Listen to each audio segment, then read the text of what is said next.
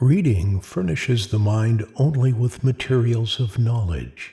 It is thinking that makes what we read ours. I have always thought the actions of men the best interpreters of their thoughts. New opinions are always suspected and usually opposed, without any other reason but because they are not common. The only defense against the world is a thorough knowledge of it. We are like chameleons. We take our hue and the color of our moral character from those who are around us.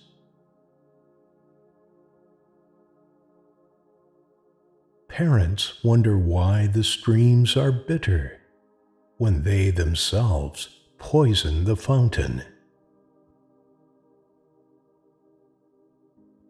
Education begins the gentleman, but reading, good company, and reflection must finish him.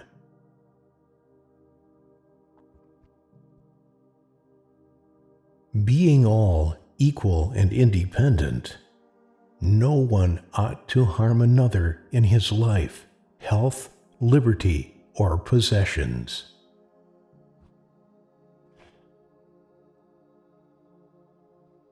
To love truth for truth's sake is the principal part of human perfection in this world, and the seed plot of all other virtues.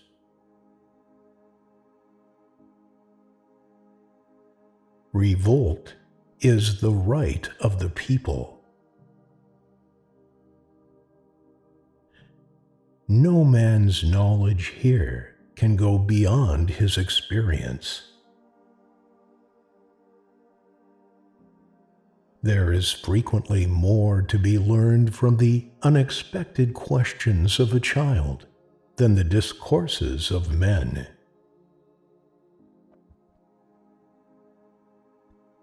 The Bible is one of the greatest blessings bestowed by God on the children of men.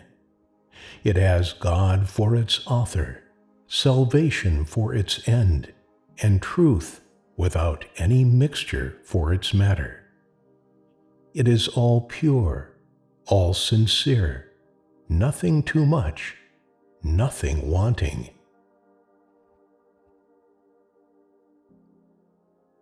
To prejudge other men's notions before we have looked into them is not to show their darkness, but to put out our own eyes.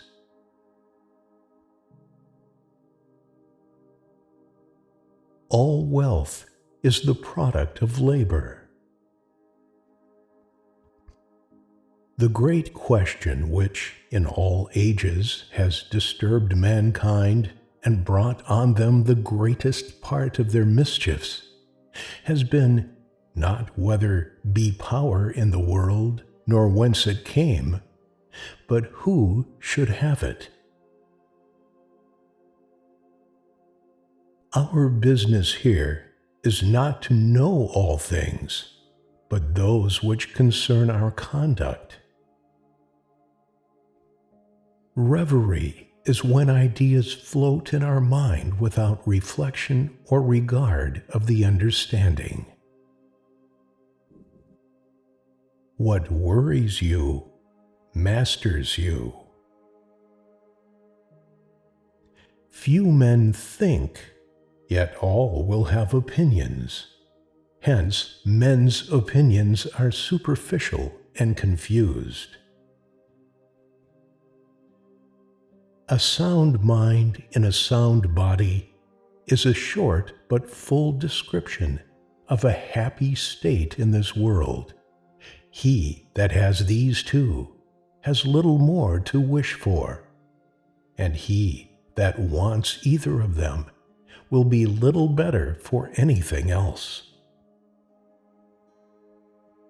One unerring mark of the love of truth is not entertaining any proposition with greater assurance than the proofs it is built upon will warrant.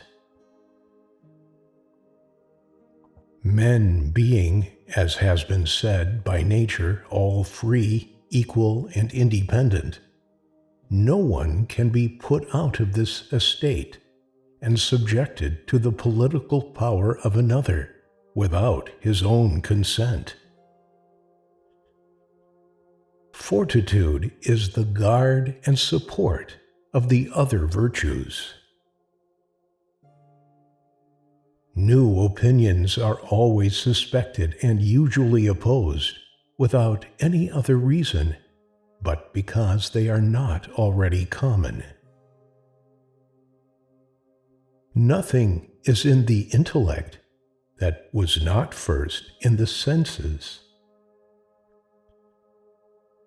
There are 1,000 ways to wealth, but only one way to heaven. The most precious of all possessions is power over ourselves. Personal identity depends on consciousness, not on substance.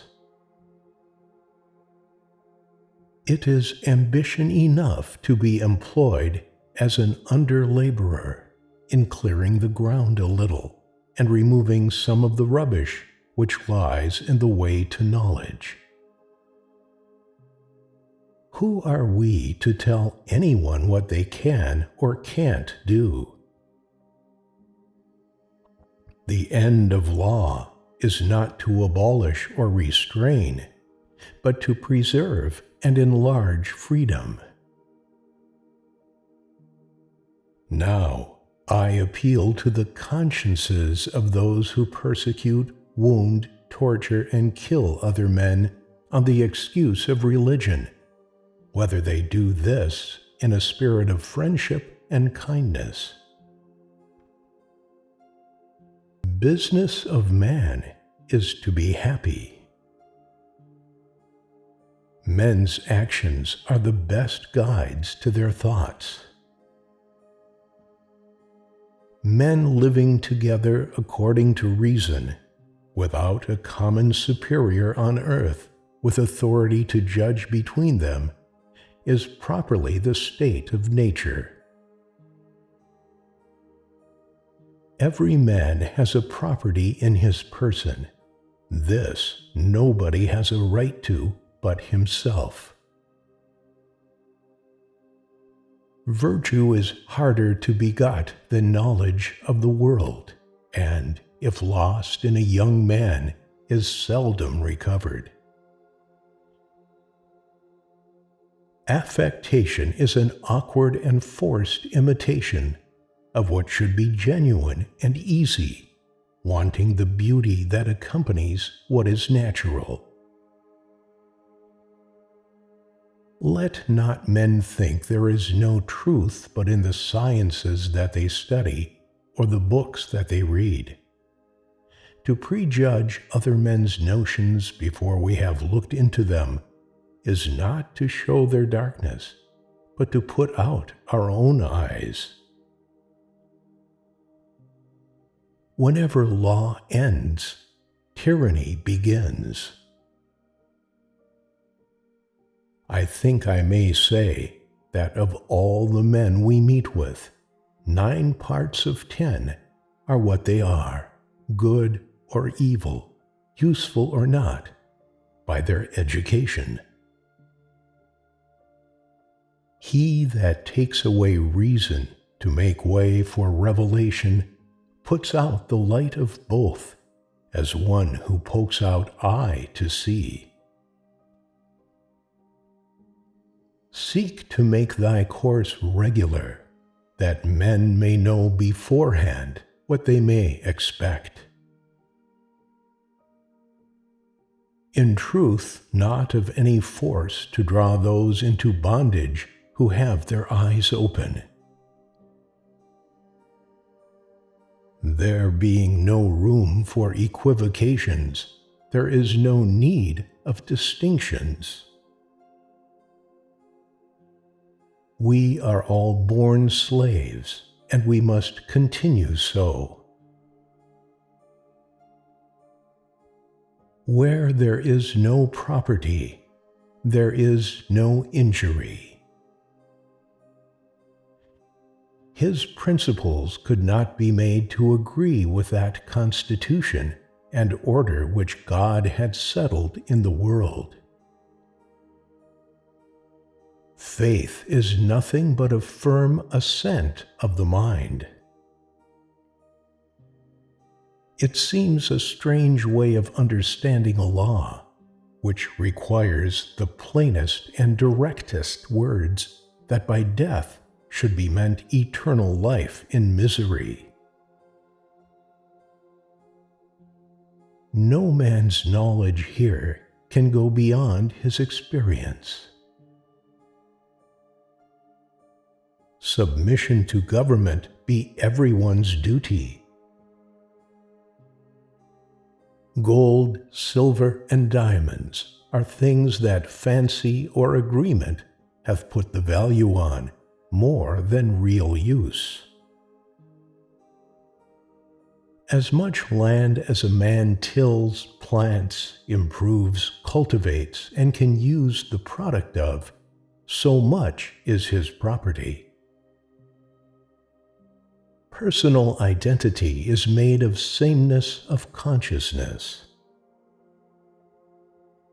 Nobody can be under a law which is not promulgated to him.